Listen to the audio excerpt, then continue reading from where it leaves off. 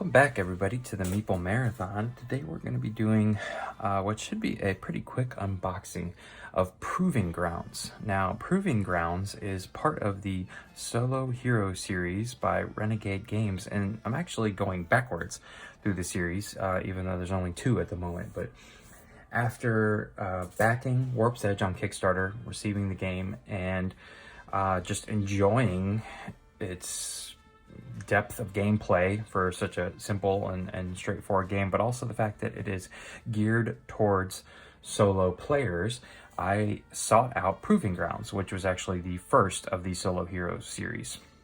I don't remember whether this was on Kickstarter or not. I do remember seeing some footage of gameplay footage on One Stop Co-op Shop. That's where I was first introduced to the game. So I'll leave a link for that video in the description below. Essentially this is a very different game than Warp's Edge, but again, it is designed for solo only play. So let's just take a look at the back here real quick.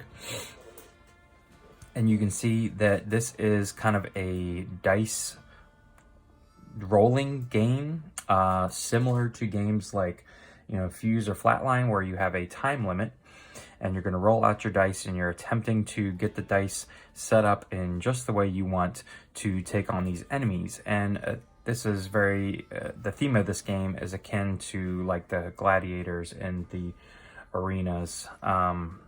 And you are, I don't know, she has a name. And you can see right here, this is from the creator of Fuse and Flatline. So there's probably a lot of similarities here.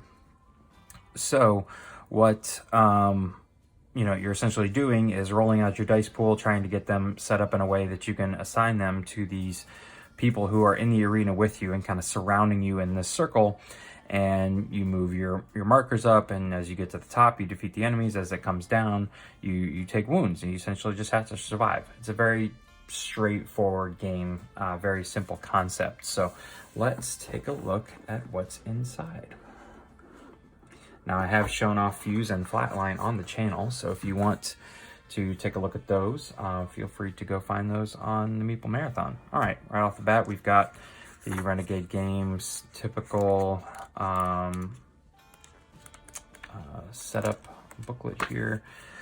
Just throw it off the sides.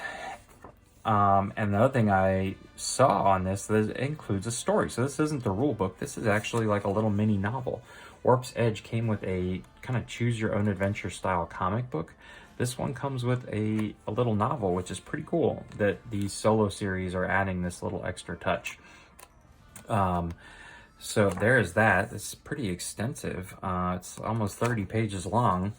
I don't think that there is any game effects to the novel. I think it's just there. So here's the rule book. And the rule book's actually smaller than the novel. So let's just take a look here. Introduction, components, enemy card anatomy. So we really haven't even, and here's setup. So actual rules here starts about on page 5, and you're looking at, there's the modules 9, so 4 pages. About 4 or 5 pages of actual rules that you need. So again, a very straightforward game here. And then you have basically these modules that if you play them through, it creates kind of a mini campaign. Module 1, 2, 3, 4, 5, 6, and that's it. And some clarifications on the very last page. So again, there's a lot going on in what's relatively a small box game here, but very simple gameplay, but then a 6-game mini campaign. All right, so we've got some stuff in a plastic bag here, some cardboard, and lots of dice, obviously. These are the markers for the enemies, and then a whole bunch of cards, and I'm assuming this helps put together the board, which can spin around, because if I remember correctly, let's just check, nothing underneath there. If I remember correctly, which way your character is facing or chooses to face makes a difference. So let us take a look at what's in here.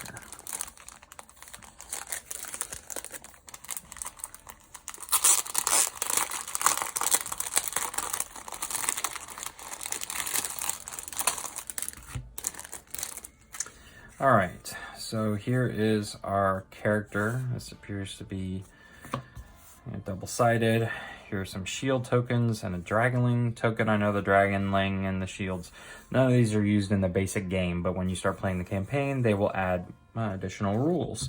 But your training missions, which are just your one-off missions, can be played any way you like. So this goes here like this, and I'm assuming that this is the same. I would guess that this probably is going to must come apart.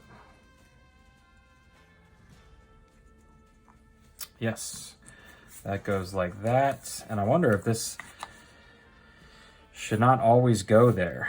You know, and looking, no, that's not the one I want. And looking back through this here, I think you're actually only supposed to use, yeah, in module 6, you set up and you add this ring to it. So the additional setup uses just her still picture. So we'll actually park this, keep it off to the side. Yeah. Then let's take a look at some of the enemy cards and some of the other cards here. There's more than just enemy cards, but there's quite an extensive number of enemy cards, which can help make the game feel a little different. Okay, so here's module reference card. There's all these king cards here. I'm not really sure what these are for, but these appear to be like bonuses that you can gain. These appear to be all of the probably enemy cards here. So yeah, so Brady, for example, Braid Knight Guard and Clan Elder here, Moon Queen. So let's just throw a couple of these guys out here just as an example.